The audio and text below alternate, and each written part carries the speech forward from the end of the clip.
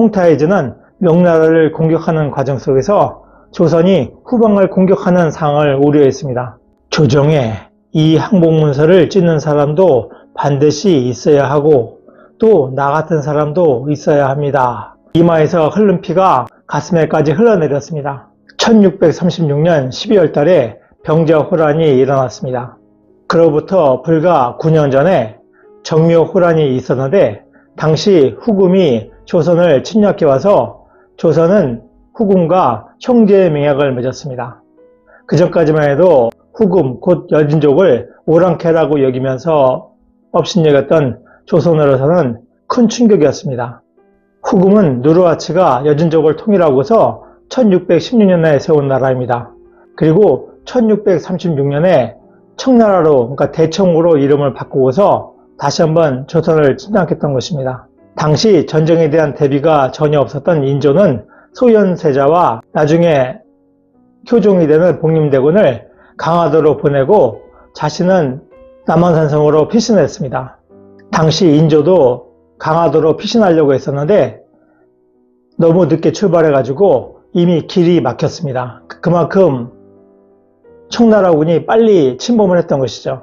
그래서 당시에 최명길은 사신의 역할을 해가지고 왜 쳐들어왔는가 하고 청나라의 선봉대장을 만나서 시간을 끄는 사이에 인조는 가까스로 남한산성으로 피신을 합니다. 그마저 그 시간을 안 끌었으면 남한산성에 피신도 못할 뻔했죠. 한편 강화도가 무너지고 세자와 왕자들이 포로로 잡히고 수많은 대신들이 포로로 잡힌 상황에서 성안에는 13,000명의 병력밖에 없었습니다. 더군다나 식량은 50일을 버티기가 힘들었습니다. 그리고 각지에서 몰려왔던 지방의 군사들은 다 패배해서 물러나게 되었습니다. 그러니까 남한산성에 있는 인조를 구원할 수 있는 병력은 거의 없었던 것이죠. 그런 상황 속에서 많은 신하들의 반대를 무릅쓰고 이조판서였던 최명길은 청나라와 화친을 맺자고 주장하였습니다. 그러니까 항복을 하자는 것이었죠. 그러나 성리학을 바탕으로 명분론에 치우쳤던 당시 대신들은 항복을 하는 것에 대해서 극히 반대했습니다. 그의 대표적인 인물이 예조판서로 있던 김상원이었습니다. 임진왜란때 구원병을 보냈던 명나라에게 감사함을 갖고 있었던 수많은 신하들은 명나라와 단교하고 청나라의 신하가 되는 항복을 극히 반대하였습니다. 그러나 고립된 적은 병력으로 식량마저도 떨어져가는 상황에서는 청나라의 군사를 막을 방법이 도저히 없었습니다. 결국 인조는 항복을 결심하고 최명길에게 항복문서를 쓰도록 명령했습니다. 그래서 최명길이가 항복문서를 써서 가져오니까 그것을 보고 김상원은 통곡을 하면서 그 항복문서를 찢었습니다. 그러자 최명길은 조정에 이 항복문서를 찢는 사람도 반드시 있어야 하고 또 나 같은 사람도 있어야 합니다. 라고 말하면서 그 찢어진 문서를 다시 주웠습니다. 그래가지고 그것을 다시 써서 올렸습니다. 결국 인조는 삼전도로 나아가서 청태종, 곧 홍타이즈에게 3번 절하고 9번 머리를 조아리는 3배 고구들을 행하면서 항복하였습니다. 이때 홍타이즈는 인조에게 머리를 조아릴 때 땅을 찢는 소리가 들려야 한다 라고 지시해가지고 인조는 언 땅에다 머리를 찢는 바람에 이마에서 흐른 피가 가슴에까지 흘러내렸습니다. 그때는 1월 30일이었기 때문에 땅이 얼어 있었죠.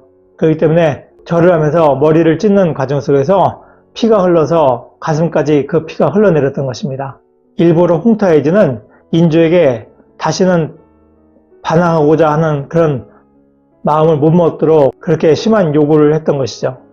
홍타이즈는 명나라를 공격하는 과정 속에서 조선이 후방을 공격하는 상황을 우려했습니다. 그래가지고 조선의 세자와 왕자 그리고 다수의 신하들을 데려가고 조선의 백성들을 50만 명이 넘게 청나라의 수도인 심양으로 데려갔습니다. 이는 조선의 저항 위지를 꺾고자 한 것입니다. 한편 최명길은 1642년에 비밀 교섭을 명나라와 했던 것이 드러납니다. 그렇게 되니까 최명길은 임금과 다른 신하들은 전혀 모르고 있던 일이며 자신이 인경호에게 지시해서 이를 추진한 것이다 모든 것은 내가 혼자서 독단적으로 벌린 일이다 하고 주장했습니다. 그래서 그는 청나라에 끌려가서 사형수가 갇히는 청나라의 감옥에 갇히게 되었습니다. 그런데 마침 그 옆방에는 그 전부터 감옥에 갇혀 있었던 김상원이 갇혀 있었습니다. 그래서 그때 김상원과 만나서 대화를 나누면서 서로 간의 오해를 풀고 화해하게 됩니다. 그리하여 김상원은 이제야 서로의 우정을 되찾으니 100년의 오해가 풀리는구나 라는 시를 썼습니다. 또한 최명길은 그대의 마음 굳은 바위와 같아 끝까지 바뀌지 않거니와 나의 돈은 둥근 고리와 같아 있는 바를 따르네 라는 화해의 시를 남겼습니다. 이후 이들은 명나라가 망한 지 1년 후인 1645년 2월 달에 그리던 고국으로 돌아오게 됩니다. 최명길이 그로부터 2년 후에 죽고 김상원은 그보다 훨씬 오래 살게 되죠.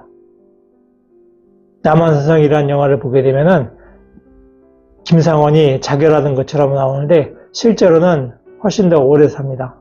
이미 승부가 완전히 기울어진 상태에서 화친을 통해서 국가의 명맥을 유지시키고자 했던 조합파의 주장이나 임진왜란때 명나라의 동원을 입었던 입장에서 그들의 은혜를 갚아야 한다는 척화파의 주장은 모두 나름대로 일리가 있다고 할 것입니다.